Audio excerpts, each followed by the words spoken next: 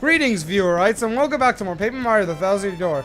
In the last episode, we got some closure with the Pianta Mafia / Syndicate, and now we have the badge. The train ticket in order to get to Posley Heights, the location of the next Crystal Star.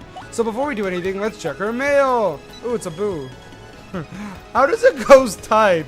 Isn't it like transparent? Or, aren't they non-corporeal? What are you talking about? I got all the treasures. Yep, I got it. Thanks, Boo, who somehow can email us and somehow got our number. Apparently, in Paper Mario Universe, you can also mail people without their number. I think Jolene did it because you give them their information when you register. But anyway, enough about that. It's time to start another one of my favorite chapters. Oh my god, this chapter is almost as good as chapter 3. And speaking of chapter 3, these two chapters have a lot of parallels to each other. Not only are they amazing, but also they have completely they both unique formats. Like one involves like a lot of battling, and you'll see what this chapter has in store. Another parallel is that they both involve having to talk to Don Pianta in order to get them, and they both depart from the same area.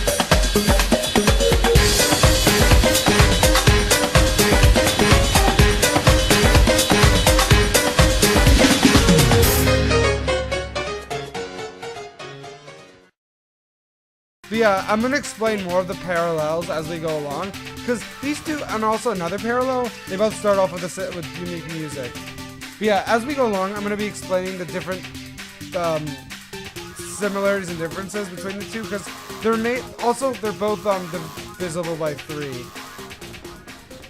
But yeah, as we go along the chapter, I am going at Mario's room. I'll just stop interrupting myself. As we go along, I am going to explain the parallels between the two chapters. There. And I'm going to compare and contrast which one I prefer, because they're both considered to be the two best chapters in the games, and they're both amazing for their own reason. You mean the Shine Sprite clearly under the lamp? Well, how complimentary. They left us a Shine Sprite on the train. Does no one else collect Shine Sprites besides Mario? Another thing. We have an anonymous person threatening us.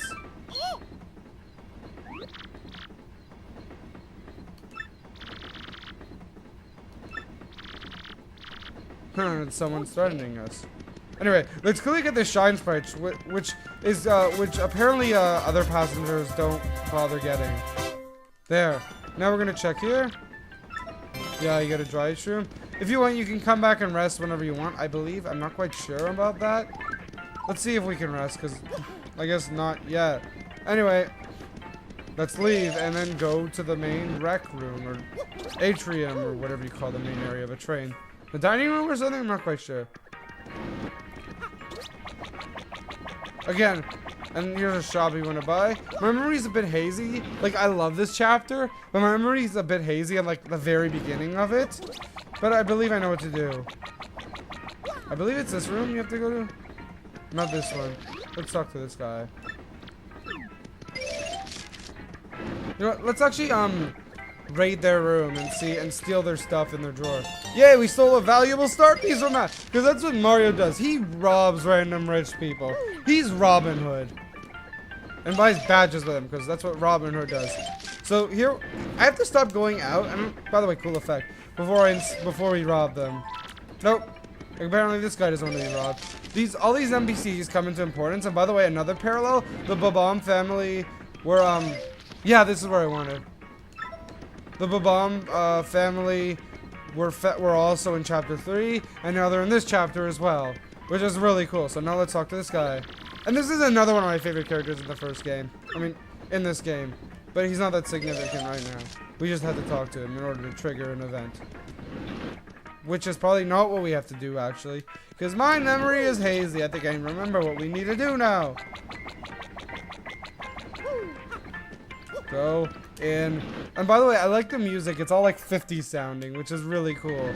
Like the whole like effect for the music or whatever. You know what I'm trying to say. It's not this room. Remember, every room or like anything has significance in this.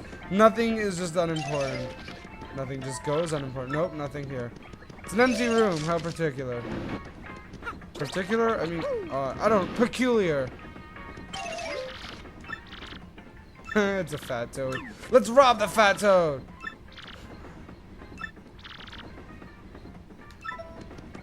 Yay! Nothing, just go coordination because I don't remember what to do.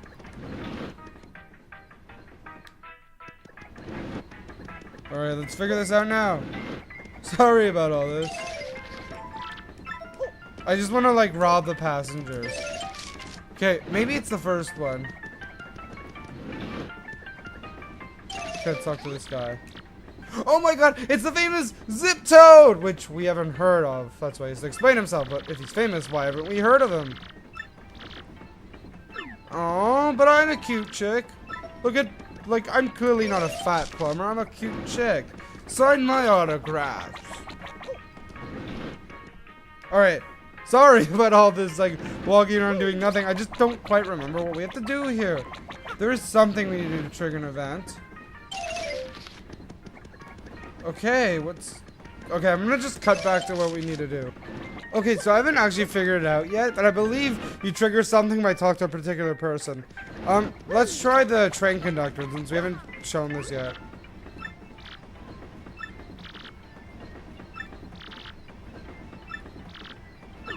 Alright, let's try going back to Mario's room. Okay, because something's supposed to be triggered soon. Okay, so let's go back to Mario's room, and yeah, my commentary's a bit off because I'm a bit bamboozled right now, because I don't know where or what I need to do. I've never been this bamboozled in a while, but I'm pretty sure that was it. No, nothing yet. Let's try going back to the kitchen or what have you. Or that main area. You know what I'm talking about, where the restaurant is. Even though there's a rush. Okay, no, still nothing. There's like, I'm pretty sure there's like a particular order of NPCs you need to talk to in order to like trigger the next event. I've already tried talking to that guy. I believe, like, you have to talk to this guy now, I believe, after talking to the train conductor. Let's try that. No, he's still, what do we need to do here? Maybe we have to talk to every single person and get to know them. I haven't spoken to these guys yet. Let's try that now. Yeah, they recognize us. Oh, it's his birthday.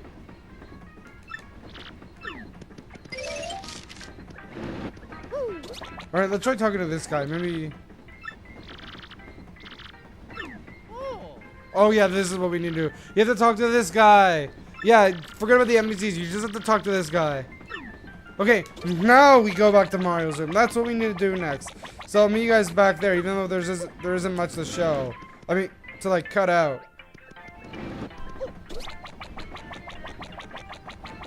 Wait, no, not yet. It appears everyone's gathered here. Let's talk to this guy, because I love this guy. And this is his theme. Another character that has their own theme.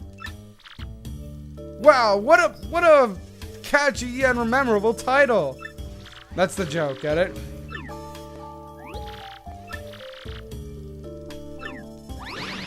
A mystery?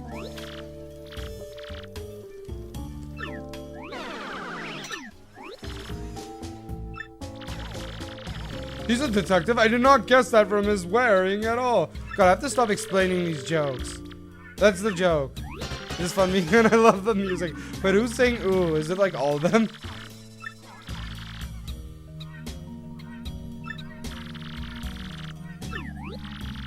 What? Why her? Because she clearly is gluttonous. I have like no idea what like.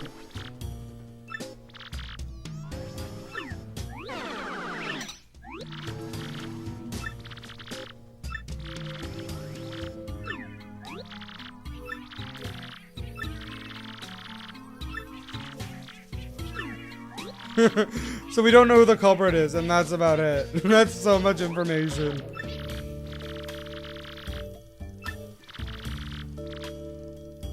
Yeah, because he would steal it.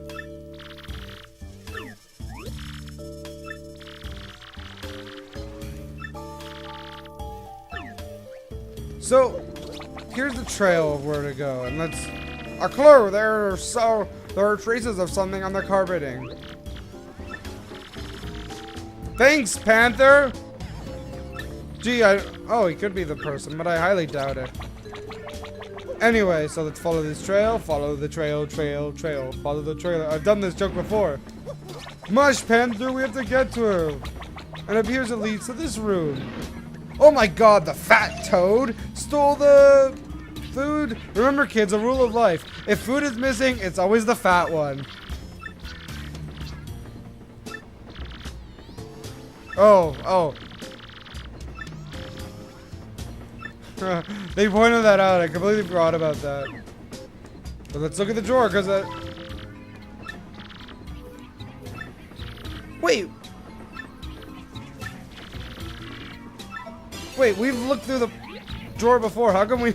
What, is he Homer Simpson's? Is it supposed to be a reference as he's fat and he likes food a lot? Oh my god. At least they're aware of the stereotype.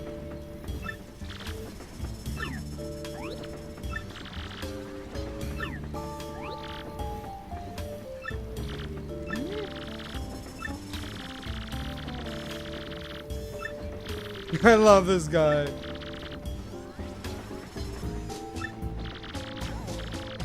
What if he's like the culprit? It doesn't matter. I'm sure the culprit doesn't care if everyone knows. So now he wants to meet with us. So let's go there. And I'm gonna be cutting back and forth between these. Actually, you know what? No. We can't solve all our problems by cutting. Some things need to be shown. Not everything has to be off screen. So let's give this guy his pot back so he can have a good time. Because it's pot. Har har har. Wait, did he just say? Please fake it. Fake what? What? Are you coming on to us?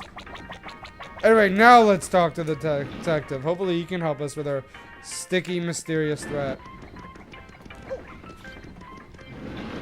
And this guy's amazing.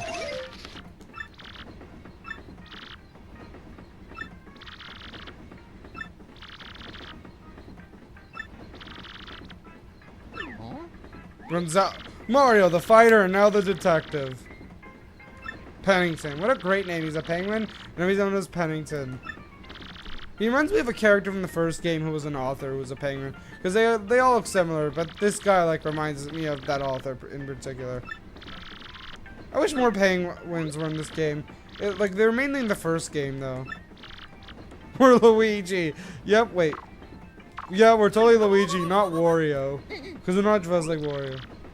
We're Luigi. A running gag of people calling Mario a wrong name. Yeah, they are definitely, yeah, the innocent family of bombs are definitely the subject. And now, from exiting a door, it is somehow afternoon, even though it was clearly daytime before, or evening. But with the serene music and this great atmosphere aside, I think we're gonna call it for this episode. Next time on Paper Mario: The Thousand Door, we're gonna be talking to the Bob-ombs and seeing if they have any clue about our threat. This is Nothing Just Go, and Nothing Just Don't forget to subscribe. See you guys then.